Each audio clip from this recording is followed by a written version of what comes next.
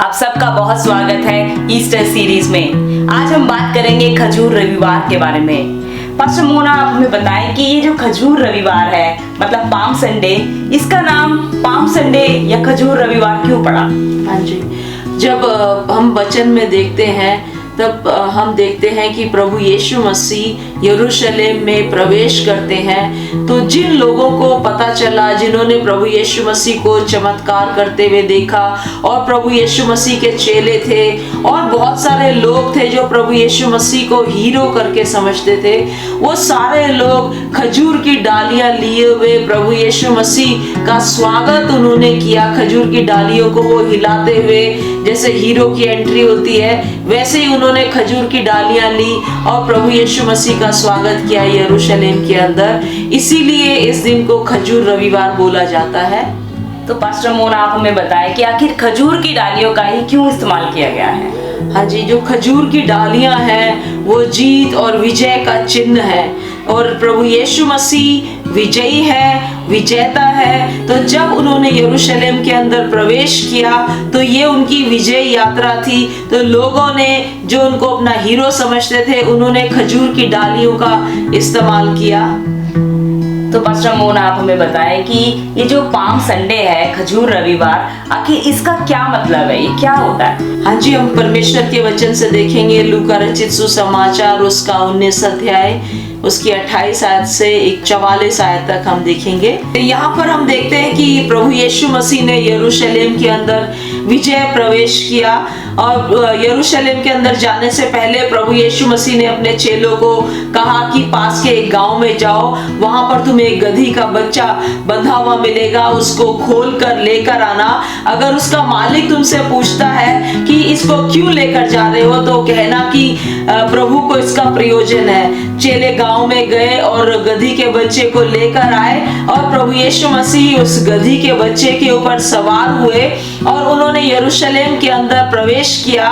जब उन्होंने यरूशलेम में प्रवेश किया तो उनके चेलों ने गधे के पैर में और अपने कपड़े बिछा दिए। उन लोगों ने, वो जो लोग जिन्होंने प्रभु यीशु मसीह के बारे में सुना था कि वो चमत्कार करता है, चेले थे और बहुत सारे लोग जो प्रभु यीशु मसीह को हीरो समझते थे, वो आए और उन्होंने खजूर की डालियों को हिलाकर प्रभु यीशु मसीह का यरूशलेम के अंदर स्वागत किया। ये जो सत्यता है इस खजूर दिवस के ऊपर, जो खजूर रविवार है, उस दिन इस प्रकार से हुआ। और जब प्रभु यीशु मसीह उस नगर में पहुंचे, उस नगर में पहुंचकर प्रभु यीशु मसीह रोए उस नगर को देखकर। तो जब प्रभु यीशु मसीह यरूशलेम में प्रवेश कर रहे थे तो चेलों की मंडली बड़े ही ऊंचे स्वर से आनंद से पुकार रही थी। हम देखेंगे 38 वर्ष में, हम देखेंगे 38 आयत में क्या लिखा है वहां पर। धन्य है वे राजा जो प्रभु के नाम से आता है, स्वर्ग में शांति और आकाश मंडल में महिमा हो। तो जब हम देखते हैं वचन के अंदर 38 के अंदर, जब प्रभु यीशु मसीह यरूशलेम में प्रवेश कर रहे थे, जो चेलों की मंडली थी वो बड़े आनंद से 38 वर्ष में हम देखते हैं 38 आयत में वो ऊंचे शब्द से पुकार कर कह रही थी। क्या लिखा है?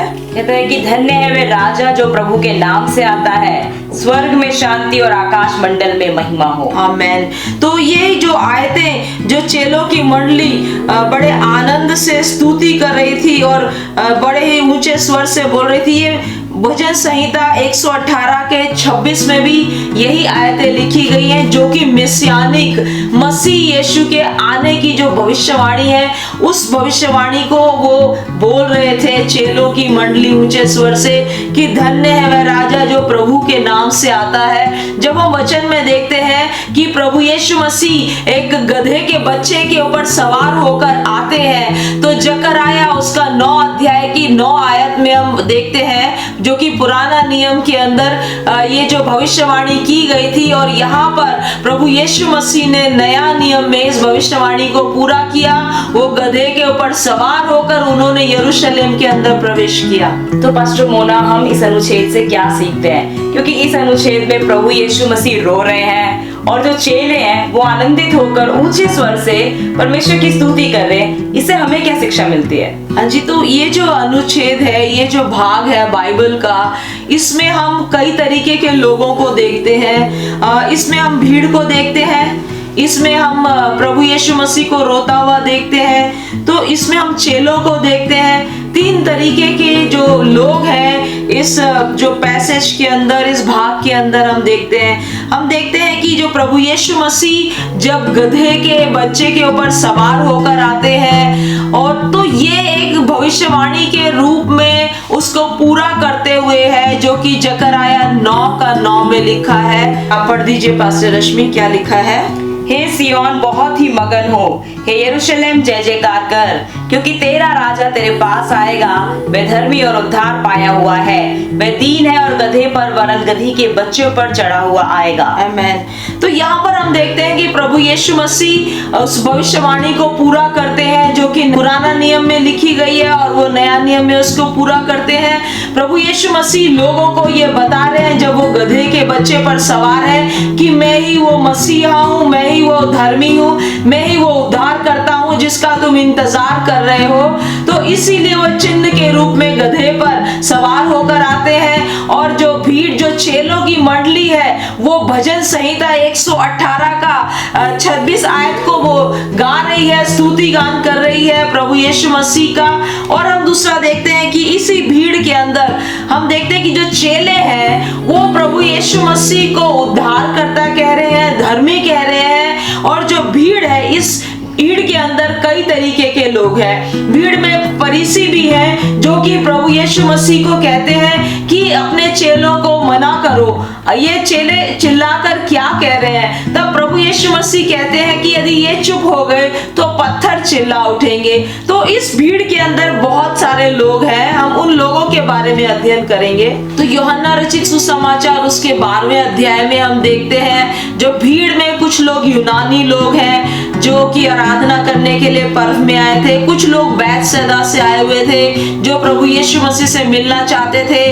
कुछ लोग फरीसी थे जो प्रभु यीशु मसीह से सवाल कर रहे थे, उनको कह रहे थे कि अपने चेलों को आप मना करो जो ऊंचे स्वर से स्तुति गान गा रहे हैं, जो कह रहे थे कि परमेश्वर की महिमा हो। और भीड़ में कुछ लोग ऐसे थे जिन्होंने प्रभु यीशु मसीह के बारे में सुना था कि उन्होंने लाजर को जिंदा किया।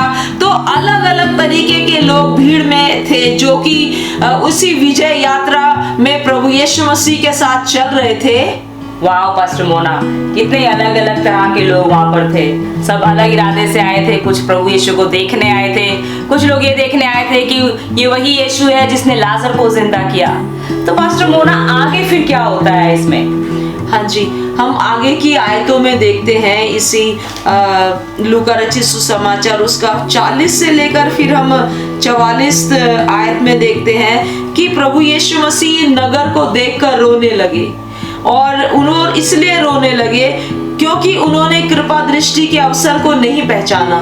प्रभु यीशु मसीह चाहते थे कि लोग उनको पहचाने कि जिस मसीहा का वो इंतजार कर रहे हैं वो मसीहा वही खड़ा हुआ है, वो सारे चिन्ह के रूप में खड़ा हुआ है, वो गधी के बच्चे के ऊपर सवार होकर प्रवेश कर रहा है। और भजन संहिता 118 का 26 आयत को बोला जा रहा है, परमेश्वर की महिमा हो और शांति का राजकुमार आ रहा है। फिर भी जो लोग हैं, जो भीड़ है, वो प्रभु यीशु मसीह को अपना उद्धार करता करके वो प्रभु के ऊपर विश्वास नहीं कर रही है। उनके विश्वास अलग अलग तरीके के हैं। उनके अविश्वास को देखकर प्रभु यीशु मसीह रोने लगे क्योंकि प्रभु की कृपा दृष्टि का समय उनके ऊपर था। और वचन कहता है कि यीशु मसीह उस नगर को देखकर रोया। इसलिए रोया क्योंकि उन्होंने परमेश्वर का कृपा दृष्टि का समय था उसको नहीं पहचाना। तो पास्टर मोना, ये आप कौन से अवसर की बात कर रहे हैं जिसको लोगों ने नहीं पहचाना? हाँ जी, ये अवसर था प्रभु यीशु मसीह के ऊपर विश्वास करने का कि वो परमेश्वर का पुत्र है। वो वही है जिसका इंतजार वो सारे लोग कर रहे थे कि परमेश्वर अपने बेटे को भेजेंगे जो कि कुमारी से पैदा होगा, जो कि परमेश्वर और मनुष्य के बीच में शांति उत्पन्न करेगा। और वही विश्व उद्धारकर्ता परमेश्वर है, वही धर्मी परमेश्वर है। तो उसको प्रभु यीशु मसीह को वो पहचानना नहीं चाहते थे, विश्वास करना नहीं चाहते थे कि उद्धार केवल यीशु मसीह के द्वारा है। इसी बात को देखकर, उनके अविश्वास को देखकर प्रभु यीशु मसीह रोने लगे। तो पास्टर मोना, हम इस भाग से क्या सीखते हैं? हम इस भाग से सीखते हैं कि हमें ये जानना है, इस बात को समझना है, विश्वास करना है कि प्रभु यीशु मसीह परमेश्वर और हमारे बीच में शांति स्थापना करने वाला है। प्रभु यीशु मसीह परमेश्वर का पुत्र है, इस पृथ्वी पर इसलिए आया हमारे पापों को वो क्षमा करे।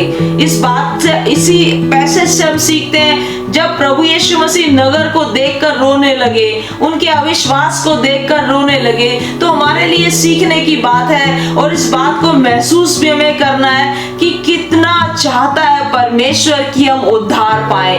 प्रभु नहीं चाहता कि एक भी आत्मा नाश हो। तो पास्टर मोना, क्या हमारे दर्शकों को पाम संडे मनाना चाहिए? बिल्कुल, परमेश्वर एक मौका और देगा पाम संडे, खजूर रविवार मनाने के लिए, और ये बिल्कुल सिद्ध खजूर रविवार होगा। इसमें ना ही कोई अविश्वासी भाग ले पाएगा, ना ही कोई शक करने वाला, ना ही कोई चमत्कार देखने वाला भाग लेने पाएगा। इसमें केवल जो प्रभु यीशु मसीह के ऊपर विश्वास करता है वही इसमें भाग लेने पाएगा। इसमें कोई भी ऐसा व्यक्ति नहीं होगा जो बोले कि आप अपने चेलों को मना कीजिए, ये स्तुति गान गा रहे हैं। हम देखेंगे प्रकाशित वाक्य उसका 7 अध्याय उसकी 9 से 10 आयत। इसके बाद मैंने दृष्टि की और देखो, हर एक जाति और कुल और लोग और भाषा में से एक बड़ी भीड़ जिसे कोई गिन नहीं सकता था, श्वेत वस्त्र पहने और अपने हाथों में खजूर की डालियां लिए हुए सिंहासन के सामने और मेमने के सामने खड़ी है और बड़े शब्द से पुकार कर कहती है, उद्धार के लिए हमारे परमेश्वर का जो सिंहासन पर बैठा है और मेमने का जय जयकार हो। और सारे स्वर्गदूत उस सिंहासन और प्राचीनों और चारों प्राणियों के चारों ओर खड़े हैं और वे सिंहासन के सामने मुंह के बल गिर पड़े और परमेश्वर को दंडवत करके कहा, आमीन। प्रियो, मैं आपको खजूर दिवस के मौके पर उत्साहित करना चाहती हूँ कि एक मौका परमेश्वर हमें दोबारा से देगा। जब हम प्रकाशित वाक्य की किताब पढ़ते हैं, उसका 7 अध्याय और उसकी 9 और 10 आयत हम पढ़ते हैं, वहां पर लिखा है कि उनके हाथों में खजूर की डालियां होंगी, वो श्वेत वस्त्र पहने हुए होंगे और पुकार कर कहेंगे, उद्धार हमारे परमेश्वर का है जो सिंहासन पर बैठा है और उस मेमने का जय जयकार हो। इस भीड़ के अंदर, जो भीड़ जाति जाति, देश देश, राष्ट्र राष्ट्र, भाषा भाषा और कुल के लोगों की ये भीड़ होगी और एक ही स्वर से सब ऊंचे स्वर से चिल्लाकर परमेश्वर की आराधना करेंगे और बोलेंगे कि यीशु मसीह ही परमेश्वर है। तो मेरे प्रियो, मैं आपको उत्साहित करना चाहती हूँ कि वो जो सिद्ध खजूर दिवस आने वाला है, मैं विश्वास करती हूँ कि आप निश्चय ही मुझे वहां पर मिलेंगे। आप अपने हाथों में खजूर की डालियां लिए हुए और जो श्वेत वस्त्र, धार्मिकता का, प्रभु के साथ आपका रिश्ता का जो धार्मिकता वस्त्र पहनकर वहां पर आप खड़े होंगे और बोलेंगे उस दिन, हैप्पी पाम संडे।